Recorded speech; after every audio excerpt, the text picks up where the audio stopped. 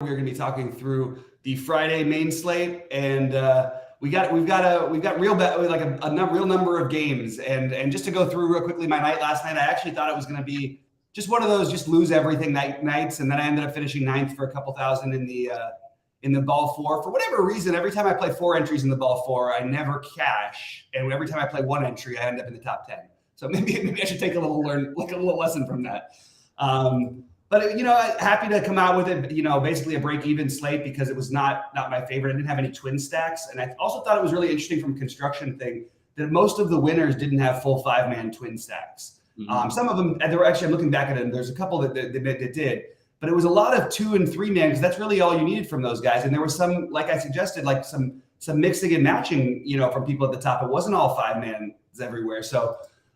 Even with that crazy outburst of offense, you still can have you don't on those slates need to stack as much. On these slates, I think you should be stacking. I think this is a full stack away type of slate. You take your shots where you can get them. And we have a bunch of games, but the interesting thing is you don't have anybody with a total or in a spot that seems like, okay, for me at least, that I need to play this team. I don't have anybody who looks like that. I don't have anybody who I think is any of the hitters who I think are going to be 30% owned. I just don't see it happening today. So we can sort of pick as we do on Fridays, like pick and choose what we like and not worry nearly as much about ownership. I mean, you've got 4 outfielders projected in double-digit ownership. I mean, it's going to change obviously, but only 4 in a whole slate projected to be double-digit owned. So it's going to be spread out. It's going to be an interesting slate. Sheets, any overall thoughts before we jump into game by game? No, I mean, I have one particular play, which I'm going to highlight when we get to that game. But we'll kind of breeze along. I mean, there's no huge chalk. There's no, you know what I mean? There's no locks, and I think it'll be a fun slate to break down. We'll see. Absolutely. Yeah, let's get through it. All right. So the first one you've got is. I have Yankee Revenge. Oh, we got to bring the Yankee Revenge. We got to bring your screen up. Yeah, hold on. And for what it's worth, we could really use Seattle for that 2 out of 3. That would be nice. Dude, and it's the worst possible pitcher for us. You know what I mean? Like, I know. But you know what? It's got to be. Yeah, it is what it is. But you know what? But even if let's just say that loses, and we're gonna have like 2 top pitchers at home against Colorado. You know what I mean? Yeah. They're still a favorite. So we'll see. Yeah. All right. So starting off with your Yanks, why don't you jump in on what you like here? All right. So I have Nelson Cortez as one of the top pitchers today. Nestor. How about his brother Nestor who's pitching? Yeah, I like Nestor also. So pair Nestor and Nelson, you should probably be in good shape. I have him as tied with another guy as the top pitcher on the slate. He also rates to be it's actually close, but Cortez, I have him like 35% owned, so any big secret.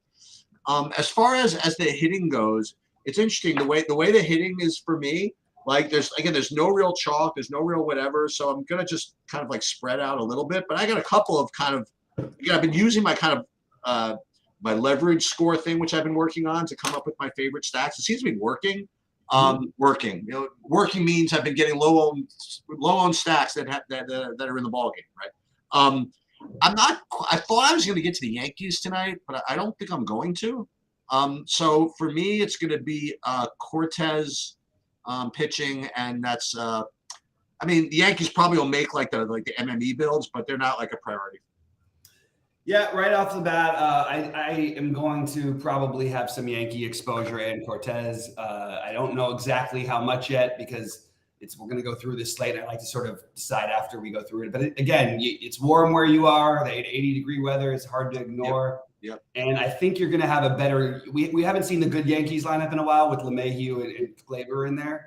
I think you do get that today for what it's worth. It's just a speculation because I feel like they would have put them on the DL if they weren't going to play, and we don't need to speculate, obviously. But I have the Yankees as interesting, and obviously the usual suspects. One thing that's interesting is that outside of Judge, everybody is extremely affordable, but not like incredibly priced. And I think that actually ends up usually keeping people off teams. They want the couple of cheapos that make sense. And you've got you could use Volpe in the 9 spot or Trevino, but it's I guess Frenchie, I guess they do have, but Maybe I'm wrong. It really depends on who plays. But I like these middle tier Yankees quite a bit, and I don't think you need to get crazy and get different. But I think that this is a good spot to try to attack. For what it's worth, Minnesota's been good, and so far their bullpen has been good. I think it's too early to weigh that stuff out. But yeah, Cortez and if you're not like if you're in the mood to get like a little bit weird, a guy who I will have if I was playing like 150, I would always have Byron Buxton here at 5,200. He's too cheap. The speed power combo, in great hitting weather against the lefty. No way I'm going to avoid that. So Buxton I have as a one-off, and I like the Yankees stack. All right. Next up, Washington and Cleveland. I'll go real quick here because I don't have interest in the pitchers. Well, yeah, I don't have any interest in the pitchers. And I am completely on board with the Cleveland stack. They're not my favorite team to stack, but I like the Naylor, Ramirez, Kwan, and then you get one or both of Jimenez, Rosario, and then you could always choose Josh Bell instead of Naylor.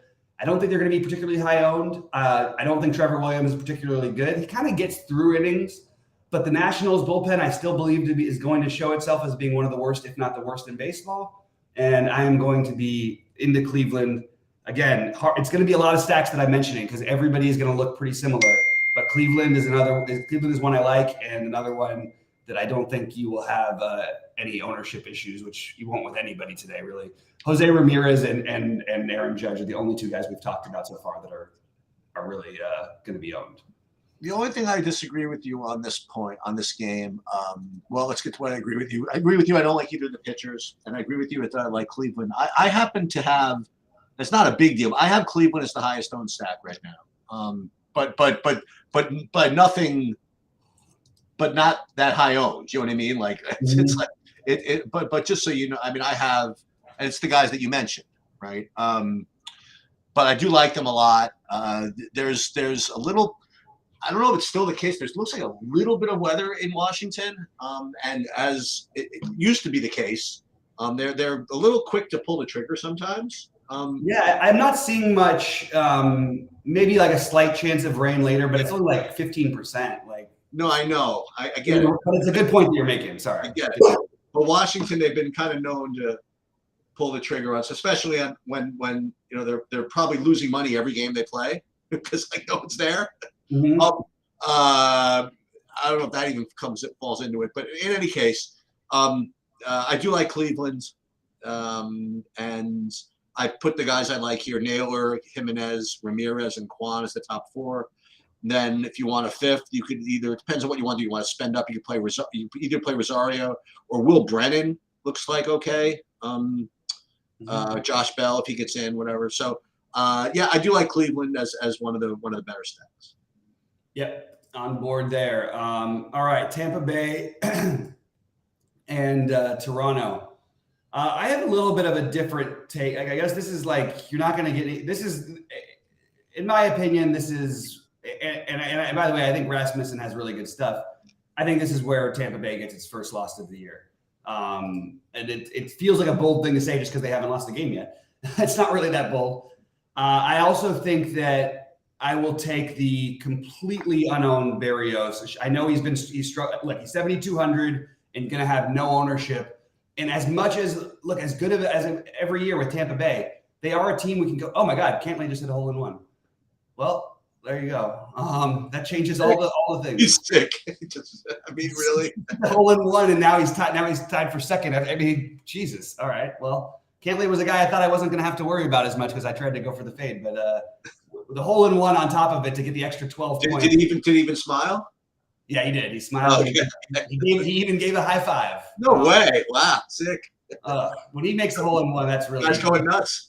Guys going crazy. You're basically going to be like it's going to be hard for him not to be in the optimal lineup. Just even if he finishes like 15th or 10th, because that bonus you get for those things that he's already got. Is that a big deal? The hole in one bonus? I've never had one. Yeah, I mean that's why you get guys like the guys with the hole in one bonus. You get like the and the same thing with the I mean the eagle alone is worth 8 points, but then you get the extra points for the bonus. So right. I keep forgetting you get the eagle also.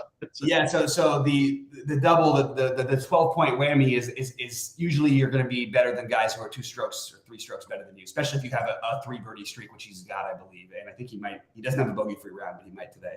Oh no, he won't. It doesn't want today. Anyway, moving on. Sorry, guys, distracted because of the golf. It's pretty crazy to see a hole-in-one live. I haven't seen that much. I mean, not in person, obviously, but I like this. I want to attack this game a little bit from the pitching, from the Berrios standpoint. And I am not opposed to stacking the Blue Jays against Rasmussen. Imagine if this was opening day, just a couple of weeks ago. The Blue Jays would have been one of the stacks, and they certainly wouldn't be underdogs in this game. We're going on a little too much recency bias for my taste. So I actually think the Blue Jays, but the problem I'm having, she says, originally it was going to be the cool, get different from all the other stuff play. You don't need to get that different on this slate. It's probably overdoing it, but maybe the Blue Jays mini stack is going to be in play for me. I just had a strong take on the game in general that I do think the Jays win this one, and the Tampa Bay finally loses. And I like Berrios. I'm not going to ignore pitchers against Tampa. They don't have the type of offense that I'm going to ignore pitchers against. They're a really good team. They've also got strikeouts in their lineup, and I'll gamble. I've got kind of the opposite view in this game in that I don't have as much interest at all. I think that Rasmussen is just good enough to keep me off Toronto. I think Toronto is good enough, obviously, to keep me off of Rasmussen. I think that I kind of like, and of everything that you said, I think I like the kind of the Berrios play as a flyer like the most. It's not like my type of play usually, but on a slate like this, I have like 3 other guys that kind of feel similar, and I can't really make a case for them being that much better than Berrios. So I'm going to include Berrios as my get weird whatever. Yeah. So I'll throw him in, but I don't think I'm going to get to any of the hitting, which is kind of weird in this park, but that's where I'm going to probably be. Yep. That makes sense. All right. Let's see. We move over to Boston. Okay. Right, so I'll start here. Yeah. So Sandoval is a good pitcher. Certainly that makes the case. I'm not quite getting to him today for some reason, but I am getting to a little bit of the Tanner Houck for some reason at 6,500. Mm-hmm. I don't know. The Angels. I mean, they got a couple of good hitters, but they're not. They have a couple of great hitters, but why all of a sudden are they getting respect? I mean, I don't know. Like last year, everybody picked on the Angels every freaking game. Anyway, I got Houck at 6,500 again is kind of a cheap SP2 that I can play. Again, it's not like a lock or anything like that, but in multiple lineups, I'm definitely going to have him. With respect to the hitting, I actually do have Boston based on like my leverage stuff or whatever, like the ownership thing. I do have Boston as one of my top 3 plays actually. They don't rate great, but given like what I'm looking at their ownership, I think they're a good GPP play. So I do like the Red Sox, and I like Houck, which is that couldn't hurt.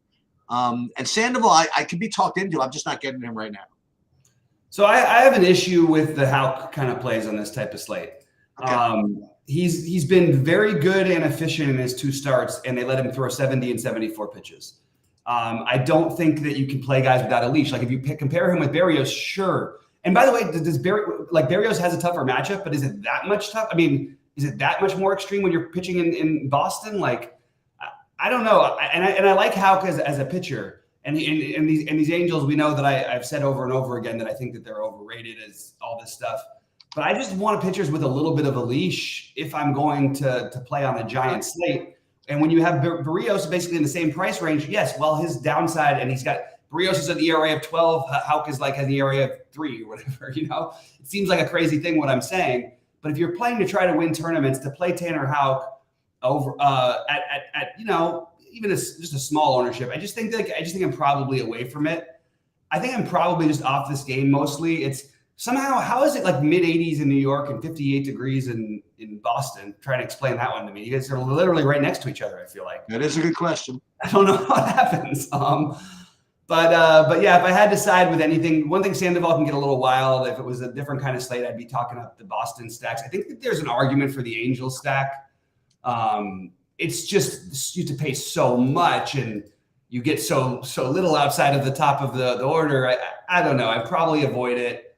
I do like the righties better than lefties for what it's worth. So probably a good thing for guys like Trout, I guess. So, but for me, I think Ohtani's rating right now to be the most popular player in the slate. And you could argue that he should be just randomly the most popular player on every slate. I think that if I did stack the Angels, who are getting a little bit of love, I probably would do it even without Ohtani.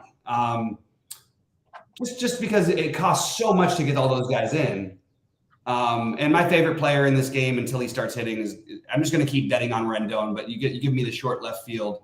I think Rendon is a decent one-off, but mostly it's a game that I'm staying away from, which I initially thought I was going to be stacking. So plans have changed. All right. Baltimore and the White Sox. Jump in on this one, Sheets, because I got a few takes here. Okay, so I'll let you do because I have nothing. I didn't I have like 1, 2, 3, 4, like 8 stacks listed, of which 3 are my favorites, and I've talked about 1. 2 others are coming. Actually, 3 others are coming. And I've had like 7 pitchers, and none of them are here. So you could take it away this game.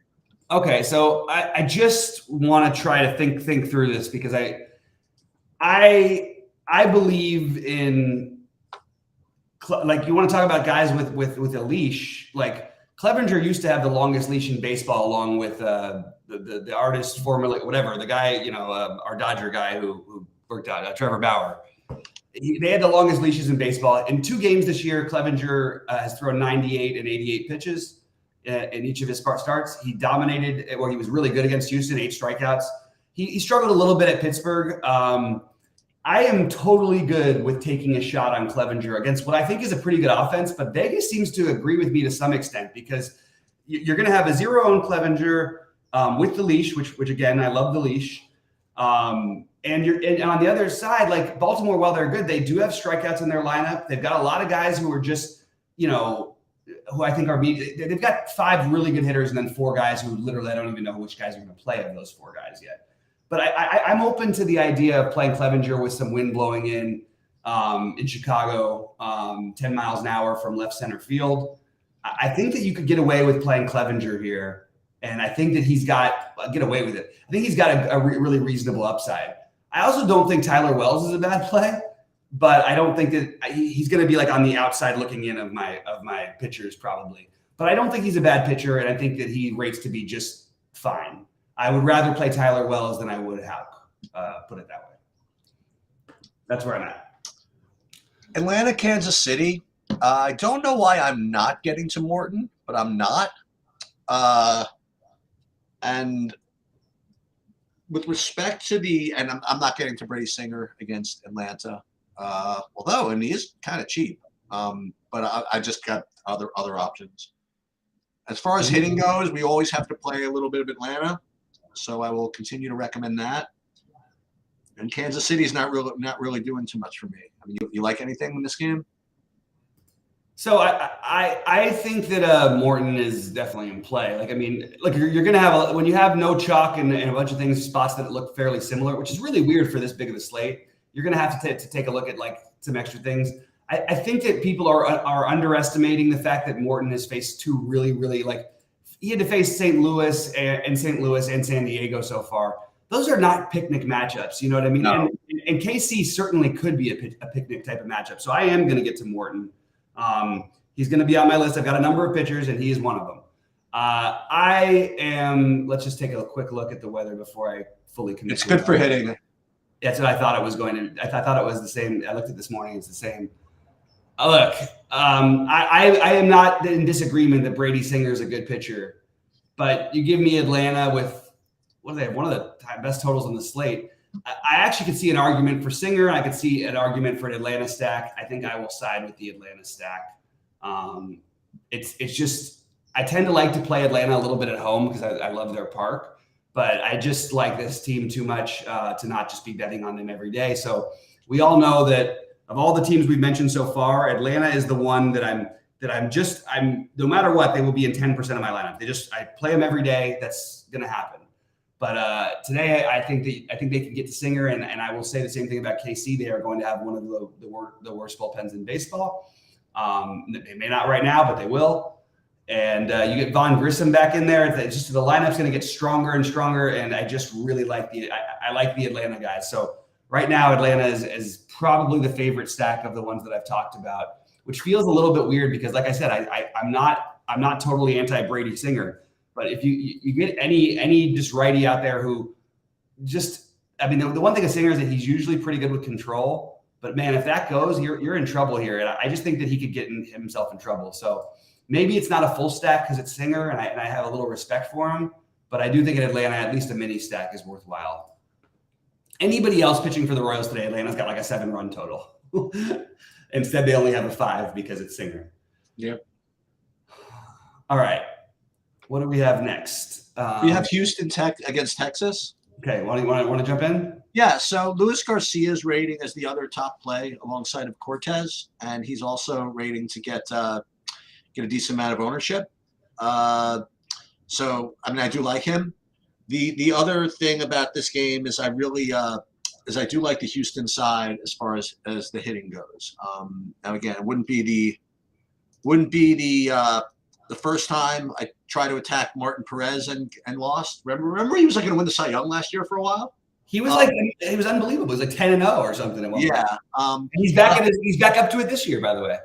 Yeah, I'm gonna tempt fate and try to beat him. So I definitely like Houston here. And from what I'm seeing at first glance, at least, doesn't look like people are playing him. So Abreu, Bregman, and then I don't mind the lefties here. Alvarez, Tucker, McCormick. So I definitely like that. But Garcia's definitely looks solid enough. Yeah, I mean, this is the kind of slate we're talking about. It's pretty amazing that we could have like 19 teams, that stand out like every day, and then it's just hard to find things today that make you really excited. I'm just going to do a really quick check of the Perez BVP because he's had a pretty good extensive amount of pitching to these guys, and if you get to that 150 type of 137, and it's weird because they've hit him hard. This is incredible. I mean, like, they haven't hit him hard. They're hitting 314 off of him with 0 home runs and 137 plate appearances. That's pretty incredible to not give up a home run in 137 plate appearances to anybody. I could throw a bunch of guys out there that play college ball out here, and they probably would be able to get a hold of one. So I am not very high on the Houston thing. Maybe you could argue that, hey, you don't need home runs. You also have we keep running into this with Houston that I think I need to remind people, like, there's no Carlos Correa there obviously anymore. There's no George Springer. There's no JD Martinez from all those young talented guys. The guys they've got that they're left with, Bregman, who's fallen off a little bit, and then Tucker and Alvarez, who are awesome. And Tucker and Alvarez is totally good in a lefty-lefty matchup, but Tucker wasn't even playing against lefties literally a lot of last year. I don't really know who I really want to play. I do think Jolks is going to be good at some point. I just personally it never works on a big slate. I'm not going to do it. And that no home runs and 137 at bats. Actually, in fact, it's actually 150 plate appearances. It's a little hard for me to get to. You do have Abreu in there now too, but it's just, I don't know. I'm not buying this as much. I do like the Garcia play, but again, a lot of pitchers on this slate to consider, and he's definitely ranks up there. I like Texas in general. I do think losing Seager is a big piece of that lineup. So I'm in on Garcia. Okay. Cardinals, Pittsburgh. Is there any need to play Jake Woodford because he's 5,000 at home against Pittsburgh with a lot of win equity? He's got to go 5 innings to get the win equity, but I figure I do have him on my list as decent point per dollar play, so I figured I would bring him up. Aside from that, not much this game. Anything on Woodford? Anything here at all? Yes, I will absolutely be playing with some Woodford. I know I've said that about some other pitchers too, so I'm gonna have to. I mean, look, I don't care. First of all, he had to face Atlanta, and then he pitched in Milwaukee, where he was actually cruising, and then ran into one bad inning. He's a dangerous guy because he'll give up some home runs, but he also has reasonable stuff. He's 5K, reasonable stuff, not nothing exceptional. But what I like about him is that he's thrown 95 and 87 pitches his first 2 starts. For a guy who's 5K starting against the Pittsburgh team that yesterday rested their best player, I'm sure he'll play today. But they're also their 2 best hitters yet were out yesterday, and I feel like people kind of missed that one. But if Brian Reynolds plays today, you get your best hitter back. But O'Neal Cruz isn't going to be there, and there's a lot. I mean, Carlos Santana, who hit like 190 last year, is batting cleanup. I think this is the kind of spot where, it does make sense to take a shot on a 5K pitcher. We just don't have that many things to be that excited about. And honestly, he kind of has like a reasonable ceiling considering he's 5K and he's allowed to throw that many pitchers against a Pittsburgh team that struggles with right-handed pitching. So I'm totally okay with it. It's pretty decent hitting weather, by the way, in St. Louis, 76 degrees with the wind blowing out.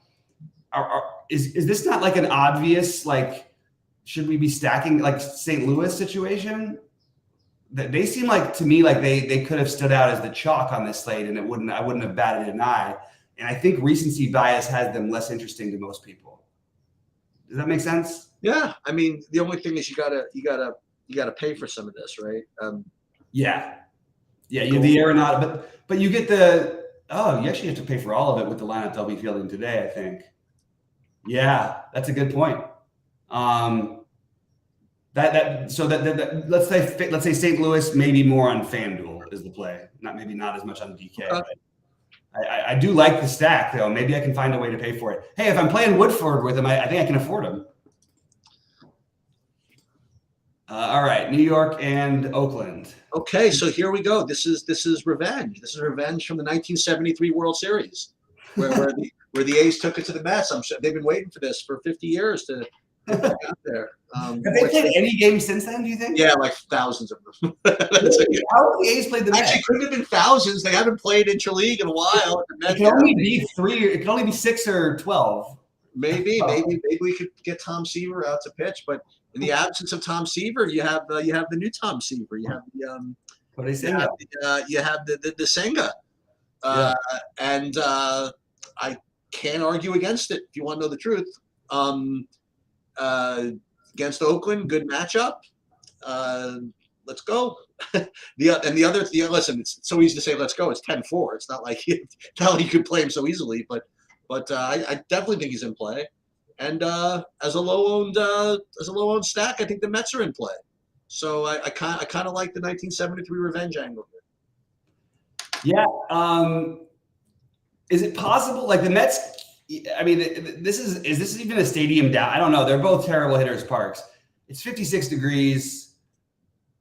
The Mets, the Mets belong on the list of teams to consider. That's all. I mean, just that's really it. Like if it was 80 degrees in Oakland, I'd be all over the Mets today because I want to stack these teams that have nothing that I feel like are going to have nothing to play for, like the Oaklands, But how are we supposed to do it profitably? Like I'm having trouble with it. Like on a big slate. If it was a smaller slate, let's fire them up. But they are affordable for what it's worth. Like they're reasonable enough. I mean, keep in mind we're in game like 12 of the slate, and there hasn't been like a stack that we're like, boy, we really have to play this. Right. That's what I was saying. That was my first glance. I was like, that's what I felt like, and it's certainly so far proven to be true. All right. You like the pitcher? You like the Oh yeah. Senga, of course, he's up there on my list.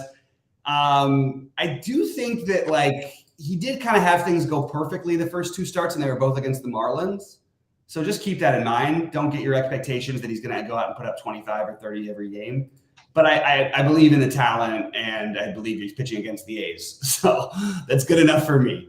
I'm into the Senga. But I don't find him as a must play. I feel like there's pitchers at 5K. I think that might be what I do today, Sheets. I might, outside of, maybe I'll make one Nestor and Senga lineup or something, but then just play the cheaper guys because you're really not getting that much more for your bang for your buck. Because these guys, when the guys in the 7Ks have the same leashes, and that's all you can ask for is the opportunity. You know what I mean? If I'm wrong about Barrios, so be it. If I'm wrong about Clevenger, so be it. If I'm wrong about Woodford, so be it. Like I'm okay with taking that gamble when you can get a low-owned pitching combination that really has like a similar ceiling to the top guys, unless they just go on one of those crazy 11, 12 strikeout games. And we don't really have those guys on this slate. Maybe Sanger would be the most of those guys, I guess. All right, so let me tell you this next game, listen, when you think of Mike Wacha, you know what you think of? You think of going into Atlanta and putting up 35 fantasy points. That's what I think of when I think of Michael Wacha. Just good for him. I don't know exactly quite what to say about that. Home against Colorado, he gets lit up, but no problem. At Atlanta, freaking performance of the century. Baseball's funny, isn't it? But you know what? Good enough to make my list of pitchers today. How about that? So he's on my list. I'm certainly not gonna just fire him up in the big bind, especially coming off of that performance like that.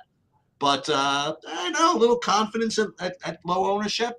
I don't know. I've made worse plays.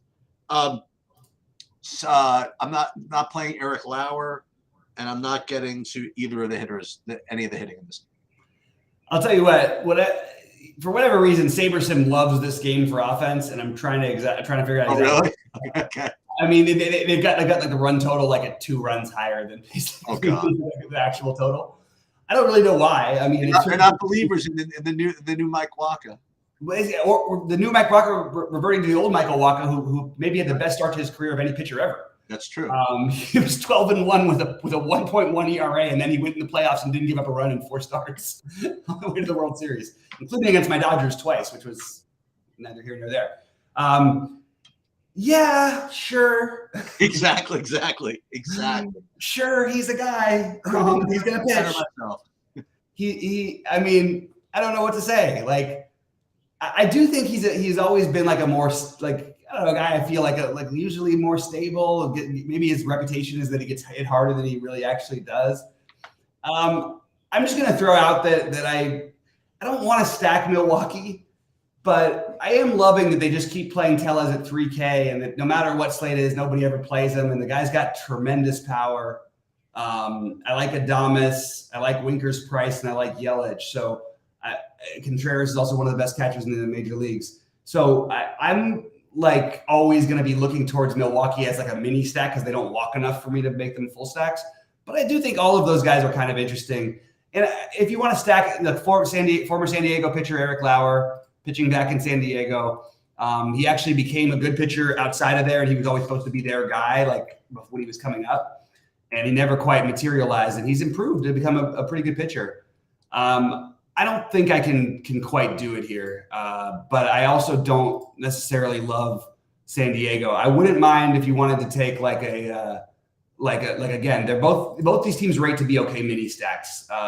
Machado, people say whatever they will. I never mind Soto and lefties. They just cost a lot, and if we're going to spend that much for them, I'm not sure that's the optimal thing to do. Also, the San Diego lineup is really weird. Like, I don't know who they're gonna put in there, but if they're really gonna play 5 lefties against the lefty, it just seems like kind of stupid. I don't know. We'll see who they end up putting in the lineup, but that's what I've got as a projected lineup right now. All right, here's something I think we can do. I don't usually want to stack against good pitchers. I believe Dustin Steele has elite stuff, like really elite. Wait, what game are you talking about? Oh, sorry, I jumped to the Dodger game. Isn't that the next one? Okay, I have Colorado, Seattle. Oh, it's the same time. Sorry, we can do that one first. Yeah, let's do Colorado, Seattle first. Okay, do Colorado, Seattle. Jump into it then, because I gotta. Yeah, so I'm a little struggling with this one. I kind of want to just play Gomber, if you want to know the truth. Yeah. Just as a stupid low-owned pitcher to do something. And then I said, you know what? I kind of want to play Seattle. Then I look at Seattle's prices. I'm like, I don't even know if I want to do that. So I'm probably going to end up if I play like 40 lineups, just getting some Gomber just because. And the rest, I'm probably just going to avoid. I'm not going to be playing Gonzalez. Although, we're supposed to play pitchers against Colorado on the road. So maybe he could be on our list here. But you used to have a good feel on Marco Gonzalez, so I figured I would ask you about that. You like anything in this game? Marco Gonzalez is I've had more trouble figuring him out over the past year plus. I'd say I still think he's not terrible, not awesome.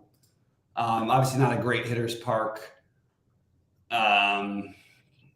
Gomber, I completely get it. I also think like there's not a whole lot to like on this slate, and guys like Eugenio Suarez and Cal Raleigh and AJ Pollock and Julio Rodriguez and there's got a lot of good righties to go against the lefty. I know. And for what it's worth, Vegas likes them a lot tonight. Yeah. They have the second highest run total, I believe, on the slate. Maybe Arch is supposed to play Seattle. Maybe getting to some Seattle is not a bad idea, but I mean, man, I'm telling you, you want to win a tough slate. This is a tough one. It's hard to know who to play. Usually, I'll pick one out, and I think that's what I'm about to do in our next game. But like, I mean, Seattle's on my list, and it feels crazy what I'm going to suggest because Justin Steele is an elite level guy, like with top shelf stuff. I'll take the Dodgers against anybody who can get themselves in trouble and still young in the league. When I can't find another stack, they always sort of make sense. Not great hitting conditions. It is blowing out to center about 8 miles an hour, about 57 degrees. And they're really expensive. But you have some really good righties, and then you mix Muncy in with one of those righties.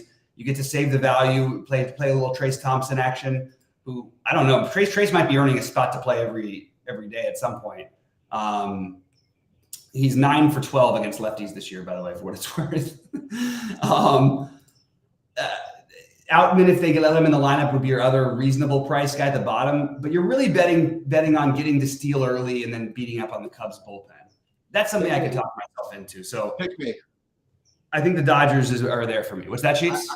Okay, so I would like to talk right now. Okay, I would like to talk, and you can don't you'll agree with me in the end, and you were probably going to get to this originally, but there is no universe that I do not play Cody Bellinger in the spot. Okay, all right, he's coming back to freaking LA. Okay, and I know Noah Syndergaard, allegedly has tricks now. I can keep whatever. So maybe that'll stop him from hitting 4 home runs. But I am just going to be all over this. I'm sorry. I'm gonna play Bellinger. I'm gonna play everybody surrounding Bellinger. There's gonna be 3-man stacks with the guys on the side of Bellinger. There'll be 4-man stacks over here. I am in there. And you told me the wind's blowing. If it was blowing in from center field at 4 miles an hour, I'd probably play him anyway. And now he's blowing out for 8 miles. Good luck, Noah. It's all you. I'm going to be playing Colorado. I'm going to be playing Chicago. I'm going to be playing Bellinger, and I'm going to be playing the Dodgers. So I am going to be playing all of this game, and unfortunately, going to have to be up till 1 a.m. to sweat it. Yeah, so well, I think it makes perfect sense. I mean, first of all, it just as a regular play, forget any narrative, forget anything. Yeah. He'll have a big. Actually, I don't even know how it affects him because he's going to have a big celebration. Although I'll tell you, it's weird. The one place he had this for with in the past was Arizona, and he just kills the ball in Arizona because he's an Arizona kid. This could be like a different type of homecoming. And maybe 3,200. He's going to be like 40% owned at the end of the day. He'll end up less than 10%. There's no way he reaches double digits in any tournament. I will bet you any amount of money. Well, how many lineups do I have to play then to get him over double digits? It's really, there's just no world where he does. I would say that if you're going to play him, I wouldn't mind if you wanted to do a little 2-man with Mancini for value. Yeah, sure. Because you play those two guys at a combined 5,900. Guys, by the way, I think we've paid 5,900 for both those guys. I know we have for Bellinger, but you combine them for 5,900. Yeah, I can talk myself into them as being some good value pieces. Why not? And then you have Patrick Wisdom, who can hit the ball out of any stadium, and Noah Syndergaard, who even he's going to have some okay outings because he's a smart guy. Yep. But he's not the same pitcher he was. He has no leash. I actually would have initially wanted to take the pitcher against the Cubs here after leaving the win games and all that, but I just can't do it with Syndergaard, even though I do think he's going to continually just be solid. Yeah, so I'm on the Dodgers. You get to play the hell out of me that I'm not thinking about Justin Steele though, because I'm a huge believer that this guy is really, really talented. I just want to I'll have it for you guys later live, because I need to do a little deep diving to see how wild he can get. The thing this Dodger team is really good at is if you're a guy who can't find the zone for any reason, even if it just means you get a lot of 3-ball counts, that's when they make you pay and they make you throw pitches. But I also, at the same time, as much as I'm saying all this, like in terms of ceiling upside, I think Justin Steele might have the highest ceiling on the slate. Steele, maybe not against the Dodgers, but this is not last year's Dodgers too. Like you don't have Trey Turner at the top of the lineup. They're still decent, and JD Martinez is not what he was 2 years ago. They're still decent, but like it's not. I don't know. I'm sort of struggling with this overall. I will throw a Justin Steele hedge lineup into a lineup or two because I think he has that. I mean, it's hard to say he doesn't. He's have as good an upside as anybody, especially if you don't believe in this Dodger team, which I do, but I don't believe that they're going to be great. And I think some people out there are really questioning whether they're even going to be very good. I get to play Mookie at second base again.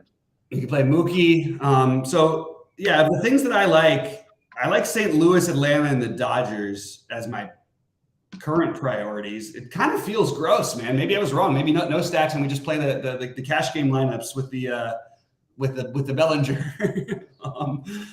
Pitchers, I honestly have I've got a lot of guys to choose from. What I kind of liked was the angle of taking maybe the Woodford Berrios type approach to get different at pitching, which you honestly don't need to get as different today. But I like the idea of the guys with a leash who are cheap because I don't think any of these top guys are sure things. Of the top guys, I think Nestor and Senga are about the same. I think Nestor I'd give a little bit of an edge to. You know what's cool about baseball, okay? Because projections are so freaking fragile, to say the least, right? Like you can if you come up with a reason to play something, you're probably okay with it anyway. So listen, I'll just throw it out in the universe, whatever it is. I'm just gonna say a couple of things. So needless to say, Cody Bellinger was one of Bobby's favorites when he was playing for the Dodgers. Bobby must have spent hundreds of thousands of dollars playing Cody Bellinger when he was in LA. There it is, literally his hand. Then you have Trey Mancini, who, correct me if I'm wrong, but Bobby used to be like the great Trey Mancini whisperer. He's made me more money than any player in the history of baseball. Okay, sure. And then to put the Bobby three-man together, you get Patrick Wisdom, who is his enemy, who is Bobby's mortal enemy from last year, who cost him $100,000. I know, 150. 150. So we're gonna start with these three guys, like Mancini, Wisdom, and Bellinger, and work all my lineups around that, and then we'll just see what happens. Yeah, I love it. The revenge but you're getting revenge on me if I don't do it, so I have to do it. Hey, anybody can play it. I'm just saying that these are this is what it is. I just don't mind the idea of all three of those guys anyway. So there it is. Well, that was my point. My point is they're good plays anyway. And and listen, it's just if you can spin the narrative to add some feel good. I mean, it's just gravy, right? Absolutely, I hear you. So that's very cool. Yeah. By the way, hang on for a second after we get off. Oh wait, and then you throw in the Mets over the A's revenge from 1973, right? No. Then it all comes together. Yeah, then you play the Mets stack with you can play the Mets stack. There you go. Mets stack with Senga. There you go. Yeah. It all comes back around. All right, Sheets, you mind hanging out after we're done? Yeah, sure. All right. Good luck, everybody. We'll see you guys at 6. Okay.